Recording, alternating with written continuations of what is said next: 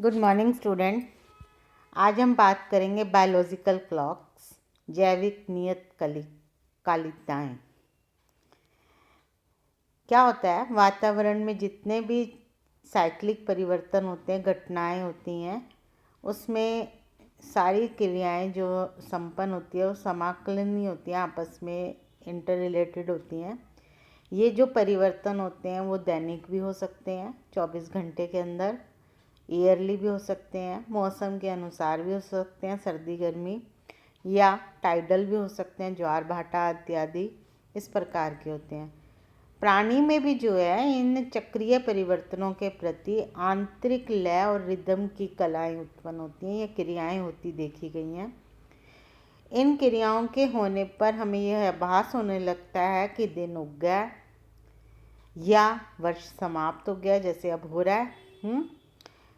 1 जनवरी से नया साल लग जाएगा और पक्षियों और पौधों की ये क्रिया होने लगी है, या कोई विशिष्ट ऋतु आ गई है, प्रजनन हो चुका है, कार्य की हो चुकी है, फिजियोलॉजिकल दैनिक भी हो सकती है। इसी आधार पर हम देखते हैं संचालित होती देखी गई है, जैसे मुर्गे का बांग देना, चिड़ियों का प्रातः या सुबह मॉर्निंग में चहचहाना, मधुमक्खियों का फूलों की ओर माइग्रेशन करना, मेंढक व अनेक प्राणियों में हाइबरनेशन होना, फैदर्स का गिरना, नए आना, पतझड़ आना, फूलों का वर्ष, ये सभी जो है पक्षियों के माइग्रेटरी साइकिल्स हैं। आदि अनेक जो भी हैं वो 24 घंटे या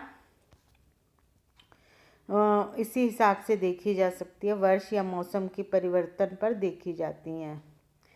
यदि वर्षा, ताप, प्रकाश, अनुकूलन ना भी हो तब भी प्राणी की जितनी क्रियाएं होती हैं वो निश्चित समय में आरंभ करके चक्र व समय की सूचना देते देखे जा सकते हैं अपने। जैसे समुद्री जंतुओं में लूनर और टाइडल रिदम का होना भी इसी प्रकार की एक प्रकार की क्रिया है। मनुष्य का जैसे सोना और जागना, हार्मोन्स का सिक्रीशन, पिट्यूटरी ग्लैंड की जितनी क्रिया है, या मानसिक सक्रियता 24 घंटे में हमारी दोहराई जाती है, फिर हम वही सुबह उठ करके वही कार्य करते हैं। ये सब साइक्लिक हैं और नियमित क्रियाएं हैं। इसी तरह जो फूल हैं वो भी दिन में खिलते हैं, परागण करने वाले कीट उनकी ओर आकर्षित होते हैं। तो हम बात कर रहे थे बायोलॉजिकल क्लॉक की। तो बायोलॉजिकल रिदम जो है वो एक प्राकृतिक चक्र है प्राणी जंतुओं के बीच अंदर, जो कि उसको एनवायरमेंटल फैक्टर्स जितने भी पर्यावरणीय कारक होते हैं उनमें अपने आप को मेंटेन करने के लिए वो उसके जीवन चक्र में परिवर्तन आते हैं या बायोलॉजिकल रिदम आता है। जो सभी जितने भी एनिमल्स हैं वो उनमें सभी प्राणियों में जन्मजात जो है वो जैविक नियतकालिकता विद्यमान रहती है। प्रत्येक जीव में, चाहे वो प्रोटोजोआ हो चाहे वो प्राइमेट्स हों, उनमें डेली रिदम्स या दैनिक रिदम का महत्वपूर्ण योगदान होता है। उससे उसके आधारभूत पहलू का जो है वो निर्माण होता है, जैसे कि अपने प्राणियों में अपने व्यवहार अथवा कार्य में होने वाले जितने भी समकालिक परिवर्तन होते हैं उनके 3 आधारभूत पथ जो हैं वो वैज्ञानिकों के द्वारा सुझाए गए। सबसे पहला जो पथ था उसमें कहा कि जो संभवतः वातावरणीय बहिर्जात उद्दीपन जो होता है, एक्सटर्नल स्टिमुलेशन, वो प्राणी के ऊपर सीधा प्रभाव करता है। दूसरा, संभवतः जितने भी एक्सटर्नल साइकिल्स होते हैं या रिदम होते हैं उसके साथ आंतरिक रिदम जुड़ करके अपनी क्रियाओं को वो संपन्न करने में सहायक होती है। जैसे 24 घंटे में या 365 दिन में होने वाली ये क्रियाएं हो सकती हैं। प्रथम और द्वितीय क्रियाविधि के परस्पर मिलने से भी ये क्रियाएं होती हैं। प्राणियों में अनेक क्रियाएं होती हैं, सूर्य की गति, चंद्रमा या तारों की गति से भी जुड़ी होती है। मानव स्वयं आकाश में सूर्य की स्थिति या रात्रि में चंद्रमा की स्थिति जानकर भी बता सकता है कि क्या समय हो गया है अथवा कौन सा मंथ चल रहा है, कौन सा भाग चल रहा है। किसी तारे की स्थिति देखकर तो पहले ये व्यक्ति, पहले के जो थे वो, अब तो नहीं, वो ये भी अनुमान लगा लेते थे कि वर्ष का कौन सा भाग चल रहा है, क्योंकि अब सभी घटनाएं जो हैं वो नियत काल पर नियमित रूप से होती चली आ रही हैं।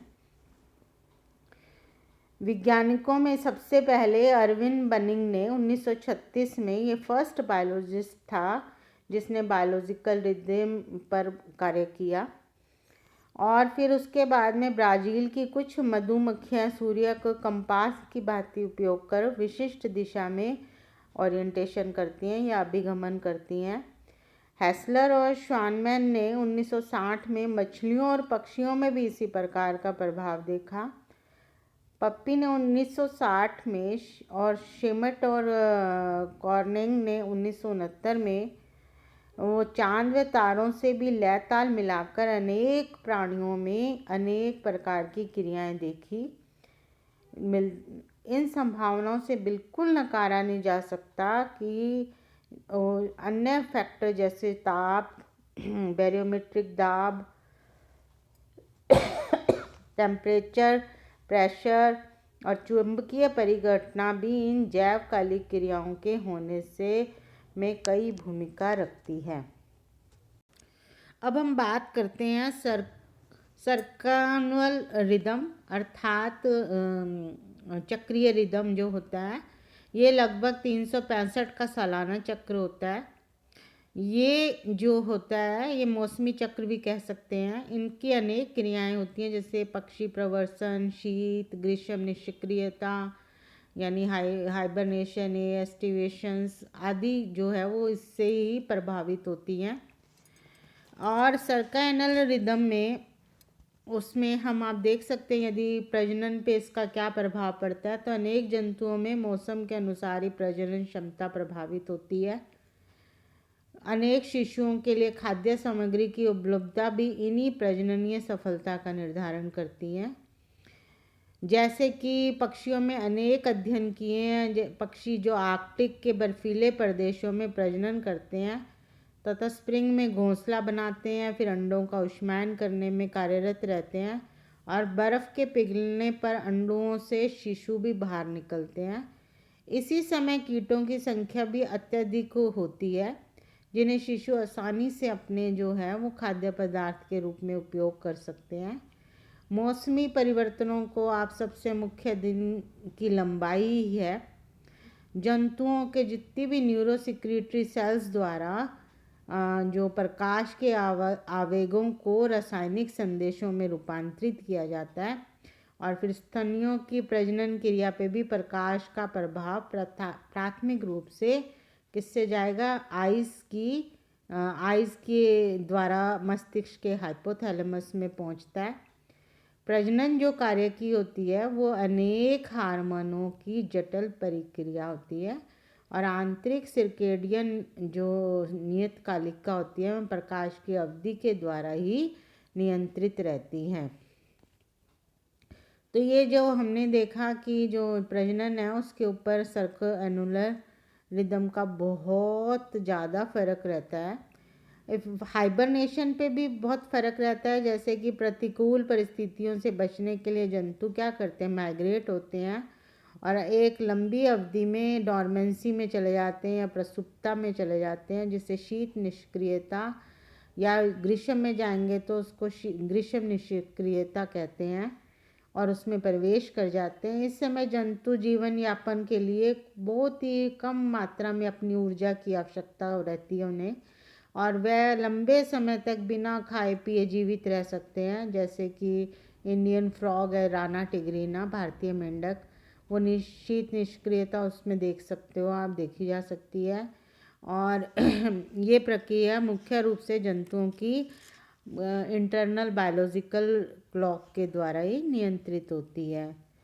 और प्रप्ति या डायापोज पे भी हम देखा है उसमें प्रभाव। ये भी एक उदाहरण है कि इस परिस्थिति में जो है वो निष्क्रियता बनती है। कैसे बनती है? प्रतिकूल परिस्थितियाँ आती हैं तो उसमें डायापोज या उपरति या निष्क्रियता कहते हैं।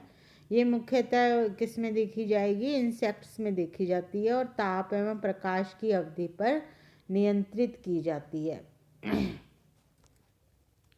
तो इस तरह से बहुत सारे हमने देखे। ऐसे माइग्रेशन पे भी जो है सर्कानुलर रिदम का फ़र्क पड़ता है। जैसे कि ईल में, लोकस्ट में, बटरफ्लाई, बर्ड्स हैं, इसमें प्राणी जो है एक स्थान से मध्य भ्रमण कर प्रवास करते हैं, दूसरे स्थान पर जाते हैं दो वासों के बीच। एंड इसमें भी इंटरनल फैक्टर ना केवल माइग्रेशन के लिए प्रेरित करते हैं और उनको प्रभावित भी करते हैं कि उन्हें दूसरे स्थान पर जाना चाहिए, और इफ़ेक्ट ऑन डेवलपमेंट पे भी रहता है, इनका विकास पे भी बहुत प्रभाव रहता है।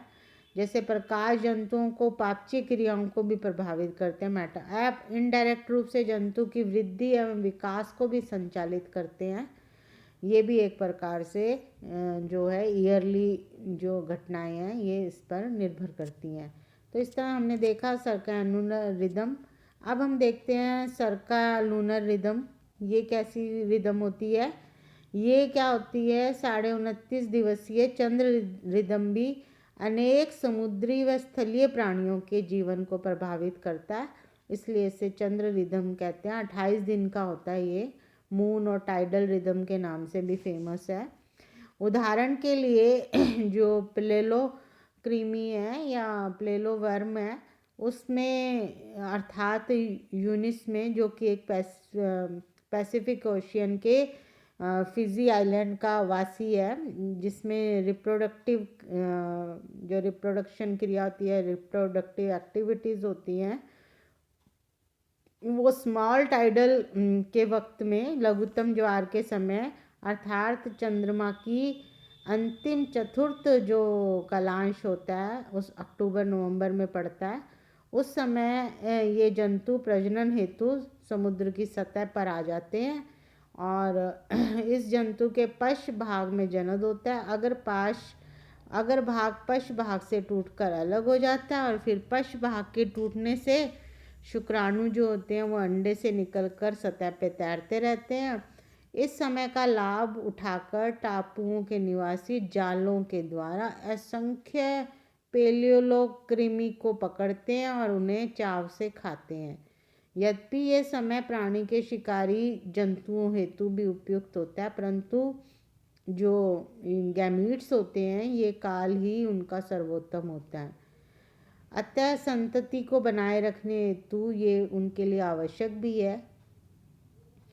इसी तरह एक और उदाहरण भी हम देख सकते हैं इसमें एप्लाइसिया का।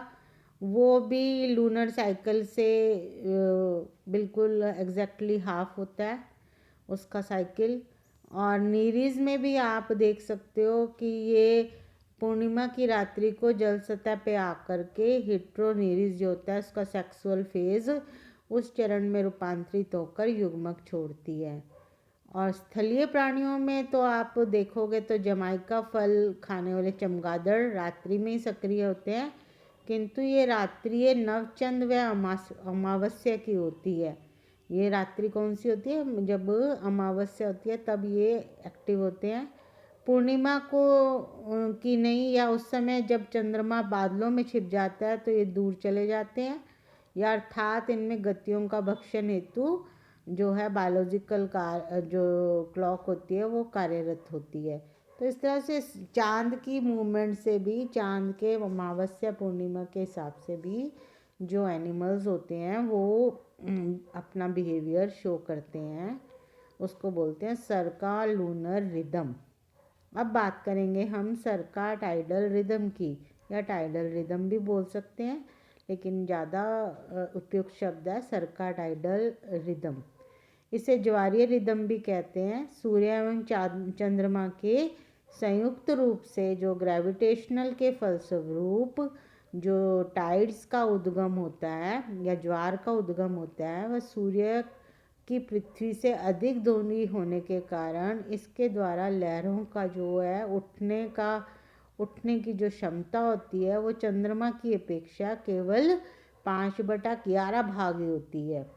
तो लहरों का उतार चढ़ाव अनेक जीवों के व्यवहार को प्रभावित करता है, जिससे साइकिल में कहें तो ये हाई टाइड है, और एवं लघु ज्वार भाटा अर्थात लो टाइड का बनना। हाई टाइड मतलब वृत्त टाइड और लघु टाइड का मतलब लो टाइड का बनना सूर्य, चंद्रमा एवं पृथ्वी की स्थिति पर निर्भर करता है।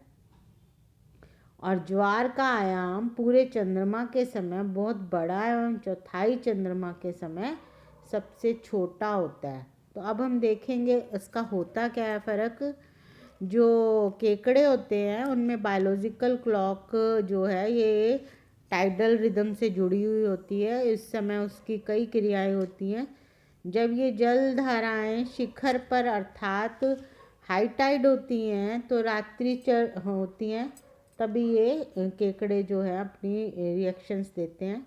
रात्रि चढ़ ज्योति उड़न गैलरी को स्थायी रूप से अंधेरे में रखने पर इनमें स्वचालित रिदम की अवधि 24 घंटे से कम हो जाती है, और एवं नियमित क्रियाएं जो सामान्य समय से कुछ पूर्व ही संपादित होने लगती है, और जो अंधकार में रखने पर हर दिन स्वचालित रिदम का समय सामान्य अवधि से अधिक हो जाता है, एवं क्रियाएं जो है नियत समय से कुछ देरी से संपन्न हो जाती हैं। तो इस तरह से जो सी एनीमोन में भी देखा, हाई टाइड के समय अपनी देह को संकुचन कर लेता है और शीतलन की दर में वृद्धि करता है, और अपने स्पर्शकों के द्वारा अधिक ही अधिक मात्रा में खाद्य सामग्री एकत्रित कर लेता है।